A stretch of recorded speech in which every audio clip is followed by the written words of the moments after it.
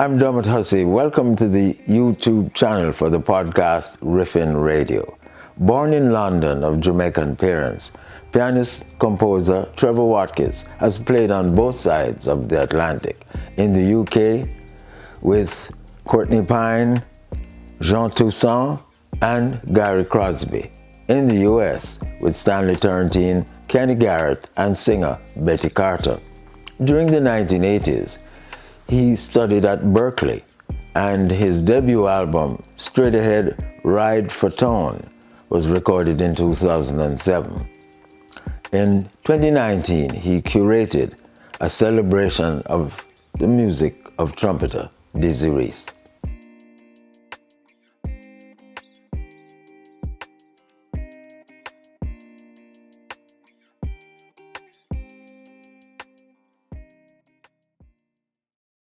Trevor, how important is the Caribbean heritage in jazz in the UK and as far as you can gather in the US?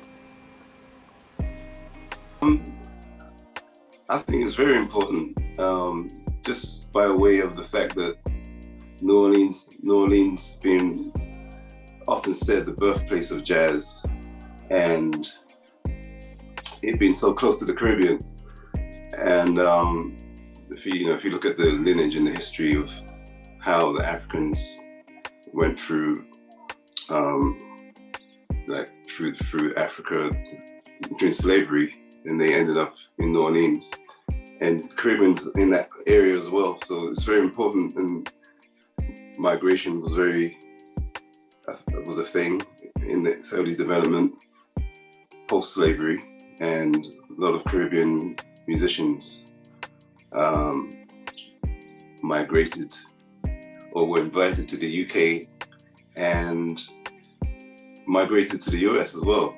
So that connection is very important, and a lot of the great jazz musicians came from a Caribbean heritage in my recent research that I've been doing. So lots of discoveries for me recently on that subject.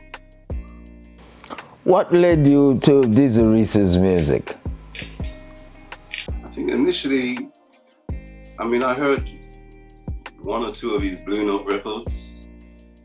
I didn't really know much about him other than he had some records on Blue Note, and he had some great well-known musicians that I was familiar with, people like Wynton Kelly, Hank Mobley, Paul Chambers. They were on his records, so that led me to being on the Blue Note record label, led me to his music initially. Then later on, meeting yourself and speaking to you and learning more about his current activities and what he's been doing post Blue Note, and that initially led me to his music. Yeah. Having connected with his music, you did something about it. Tell us about that. So upon meeting him, our first conversation it went on for about an hour. I wasn't sure how long we were going to speak for, but we struck off on a good note. For me, we were on the phone for a long time, and I started to learn about who Dizzy Reece was, or who Dizzy Reece is, I should say, because he's currently still with us. And it came to me because I do various projects in the UK with young musicians, and I have, Arts Council funded projects in the UK. And I initially thought, upon meeting him, I would like to come up with an idea where I could incorporate him in some way in my projects. And that's what initially led me to putting together this project to bring over some US musicians to collaborate with some UK musicians. So Transatlantic Collaboration, embracing the legacy and the music of Dizzy Reece. In your approach to the Arts Council, did you use a pitch of Windrush because it was very topical in the year? So around the time, the project first came to me, I think it was like the end of 2017. Then the idea came to me around the end of 2017. So throughout 2018, I was formulating some of these ideas and thinking about how I would put them together as far as making the project lift off, so to speak. I initially made an application to the Arts Council, and then it was approved. Then I met Dizzy in person in 2018. So throughout most of that year, I was putting this project, and thinking about personnel, material, and at the same time formulating a relationship with Mr. Reece over a series of phone calls. Then in 2018, I got to meet him. I went to see him in the Bronx. And that year, 2018, was actually the anniversary of Windrush. So that we didn't actually do the tour until 2019, but it was part of that celebration. It was basically 50 years since Windrush. Actually, no, that was 70 years, right? 70 years. How did you go about selecting the musicians for the project? Well, it was some musicians I already had a relationship with, and so in the case of Ralph Moore, I met him previously, and he's from the UK as well. His father's American, and he has some Caribbean in his heritage as well. So that was kind of no-brainer, so to speak. So then Desmond Douglas, the bassist, he's of Jamaican heritage. Both his parents were Jamaican, and I had already met him before. And so that all worked out, and he was really very much down with doing the project. Then I was toying with different ideas about which drummer. Initially, it was going to be Gregory Hutchinson, but then schedules didn't work out. So then I already was familiar with Willie Jones III and friends with him. So he was the drummer. He's the drummer that I chose. Then trumpeter was UK based, with a great trumpeter from the UK called Byron Waller. His parents are from Belize, and we have lots of history working together in the UK. So it all worked out pretty well, personnel-wise. We got along musically, personally, and yeah. What kind of guided the choice of tunes, of Dizzy Reece's tunes? What kind of guided that choice? Ooh.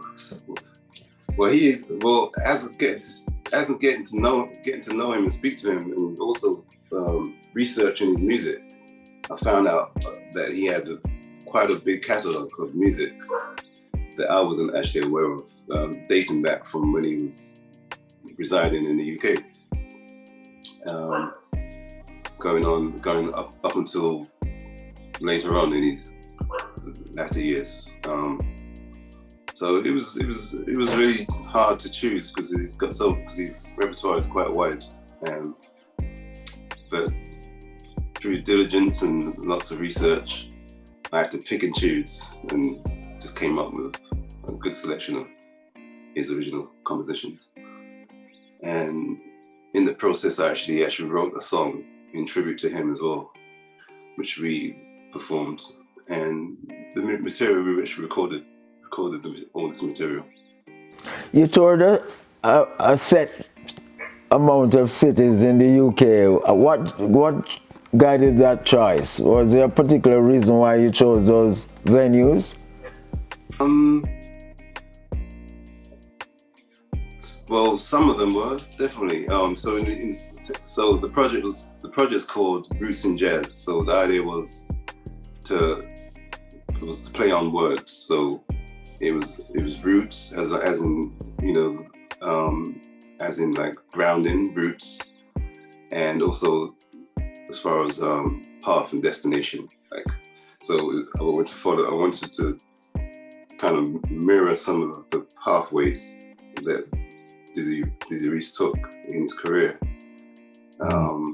So the idea was to tour some of the places that he resided. So UK was one of the places he lived, and Birmingham was one of the places he went to. He actually told me when he first got to the UK, his first port of call was Liverpool. He docked in Liverpool, he said. I actually thought it was London, but it was actually Liverpool. So he worked his way down from Liverpool, and he spent some time in Birmingham and eventually in London. We didn't go to Liverpool, but we went to Birmingham. So then we went to Manchester. He spent some time in Manchester, he said. And we went to Colchester, some of those other cities just outside London, Colchester, which is not too far away. Then we ended up in London and we played at Ronnie Scott's. The last show we did was in Cambridge, but before that we went to the US and played in New York. Okay, the business of actually presenting the shows to a public, how was Dizzy received his music? Because he's been off that scene for so long. How did the audiences react? I thought it was very well received, and particularly in the UK. I was quite surprised that lots of people came up to me, and some people actually saw him when he was in the UK. They was familiar with him from when he was residing here, and that was pretty enlightening just to see. There was actually a couple that came to a show that we did in Cambridge, Colchester. They came up to me and said they remember Dizzy Reece, and he hit them as a couple. They actually went to his shows back in the day, and they remember him very well. And it was well received on the whole, just in all the places we went to, especially in the context, because there was a series of events going on around the UK, centered around the Windrush and the rest. I was just also going to say part of the show it was kind of a multimedia aspect of the show. So a videographer filmed an interview because Dizzy was unable to be with us on. The idea initially was to have him come up to the UK to do a talk, just to be present and maybe possibly appear on some of the shows. But due to some medical issues he was having at the time, dental issues specifically, he couldn't make it. But I got a videographer to film him in New York, and that was incorporated into the show, the interview. So every show started with that interview. So he presented, basically he addressed the audience, said sorry that he couldn't be there, and it was pretty a touching multimedia experience actually. Okay. And throughout the show there were segments of his interview that was played throughout the whole show. So segments of interviews that he's done previously, sound bites, just some of his words. So the audience got a sense of who he was throughout the show, as well as us playing his music. They got a sense of his personality, who he was, and what he was, things he had to say about music and his history. How would you compare the reception in the UK as against the reception in the US?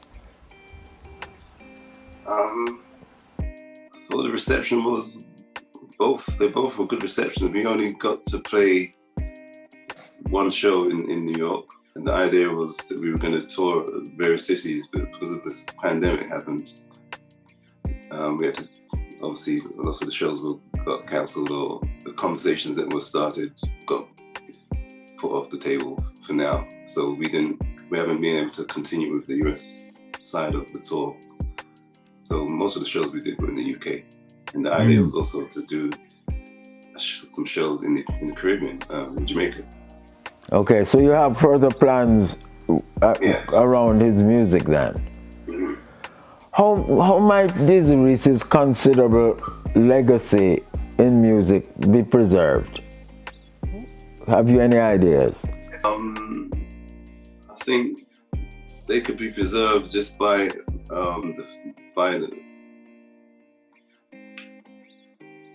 his music, his compositions for sure, and awareness with the younger musicians.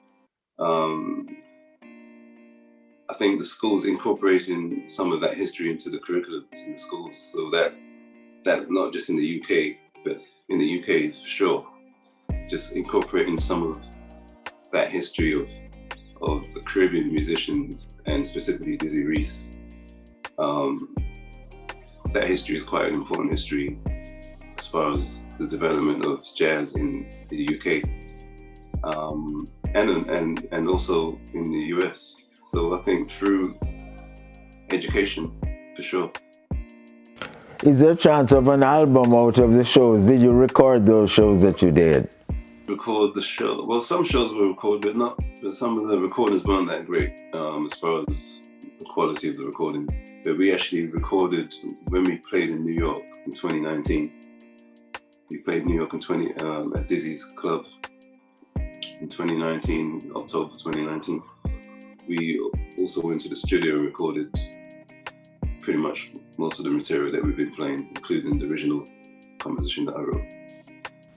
So there might be an album in the offering then? There's definitely going to be an album. It's just we haven't got to the stages of having it mixed and mastered, but that's coming in the short future.